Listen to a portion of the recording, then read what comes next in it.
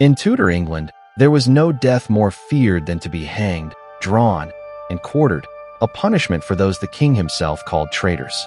But for young Thomas Fitzgerald, this was not just death.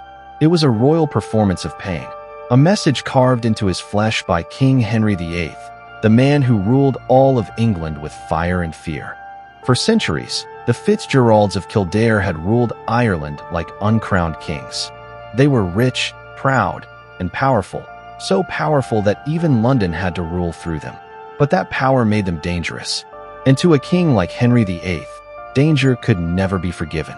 When Thomas's father, the Earl of Kildare, was summoned to London on charges of treason, the air in their great hall grew heavy. Before leaving, the old man looked at his son, a boy barely into manhood, and placed the weight of a kingdom on his shoulders. "Rule wisely, my son," he said. "Ireland will look to you." But behind that promise lay danger. Enemies surrounded their name, waiting for the smallest spark to destroy them. As the Earl rode away into the gray mist, Thomas did not know it was the last time he would ever see his father alive. Days passed, then weeks.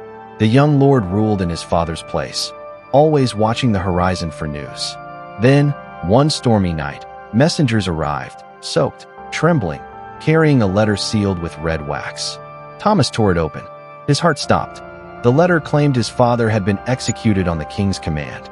The paper fell from his hands as grief turned to rage. He believed his bloodline had been betrayed, that London had murdered his father. The rumor was false, a cruel lie, but in that lie lay his doom. At just 21, Thomas was too proud to bow his head. He gathered 140 of his finest horsemen, their helmets draped with fine silken fringes that gleamed in the morning sun. Together, they rode through the cobbled streets of Dublin, their hooves striking like drums of war. Inside St. Mary's Abbey, the royal council waited. In silence, Thomas threw down the sword of state, the symbol of royal authority, and declared before all, "I am no longer the king's servant. I am his enemy." The echo of those words marked the beginning of his fall. Across Ireland, a wave of rebellion rose like wildfire. Castles burned, banners of defiance fluttered in the wind, and songs of freedom echoed through valleys. Thomas's army surrounded Dublin Castle, the heart of English power. His men swore loyalty to him and the Pope, shouting that Ireland would no longer kneel to the English crown. For a brief, shining moment, it looked as if the young lord might triumph. But rebellion burns too hot, and always, it burns its master first. When Archbishop John Allen, one of the king's most loyal servants, tried to escape by sea, a storm drove his ship onto the rocks. He was dragged before Thomas, begging for mercy in the pouring rain. Thomas, furious yet conflicted, ordered his men to take him away. But the soldiers misunderstood, or perhaps chose not to understand. Moments later, screams filled the air. The archbishop was slain where he knelt. Blood stained the mud, and the rebellion's fate was sealed. The murder of a churchman made the heavens themselves turn cold. When word reached London, King Henry's fury was unmatched. His eyes blazed as he struck the council table, declaring that the Irish lords would pay in blood. He sent Sir William Skeffington at the head of a massive army, the largest force Ireland had seen in a century. The king didn't want peace. He wanted an example, a lesson carved into every Irish heart that dared defy him. The siege of Maynooth was merciless. Cannons roared day and night, tearing through the proud walls of the Fitzgerald stronghold.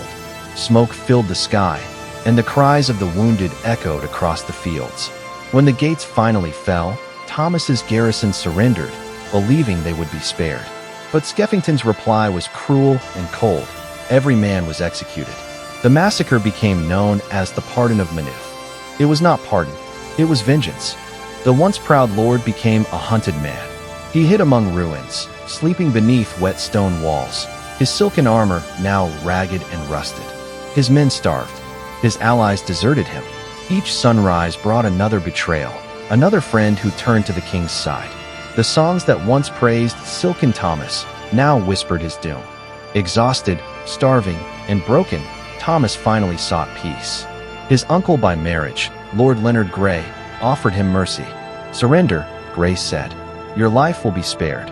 Those words felt like sunlight after a long storm.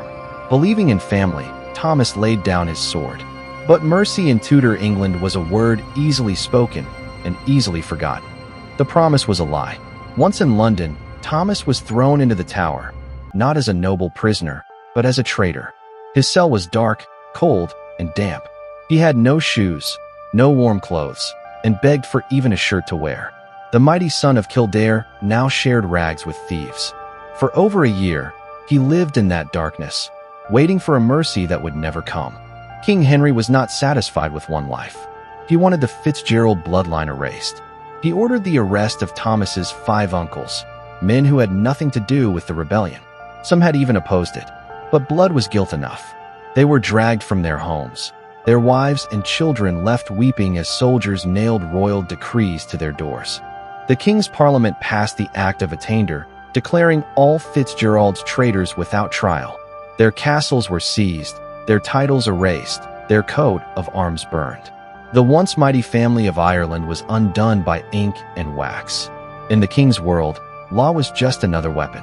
On February 3, 1537, the streets of London filled with cruel excitement. Crowds gathered as Thomas and his uncles were dragged through the filth, tied to wooden boards. Mud splashed their faces as the wheels creaked over the stones. Children threw rotten fruit. Women cursed.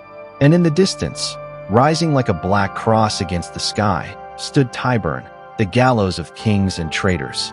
At Tyburn, the air was thick with smoke and fear. The 5 uncles were the first to die, dragged, hanged until half dead, cut down, their bellies opened as the crowd gasped. The executioners burned their insides before their eyes, then chopped off their heads. It was horror dressed as justice.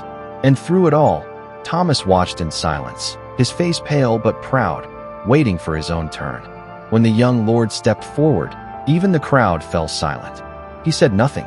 He simply lifted his head toward the gray sky and closed his eyes. The rope tightened, the trapdoor fell, and with it, the last hope of Ireland's proudest family. The king allowed one mercy. Thomas was not quartered. He was hanged and beheaded, his body left whole, but his name destroyed. The next morning, the heads of Thomas and his uncles were displayed on London Bridge, pale, lifeless faces staring over the river. Ravens circled above as the cold wind blew through the pikes. Their limbs were sent to different towns, nailed to gates and walls. Every passerby who looked up saw the cost of rebellion written in flesh. Back in Ireland, silence fell over the land. Kildare Castle lay in ruins, its banners torn and blackened. The people whispered that the Fitzgeralds were gone forever. Yet, somewhere across the sea, a boy named Gerald, Thomas's half-brother, was hidden by loyal friends. He would live to keep the family name alive. But their power, their glory, their pride, all had died at Tyburn. The story of Silken Thomas is more than rebellion. It is a mirror of power, pride, and cruelty. A young man's defiance met the cold machinery of a king who ruled through fear. His death sent a message across centuries. No man, no family, no dream was beyond the reach of royal wrath. His blood stained the foundation of Ireland's history, and his name became a whisper of warning in the dark halls of memory. So tonight, as you rest, remember that history often sleeps beneath graves, waiting for someone to listen. Good night.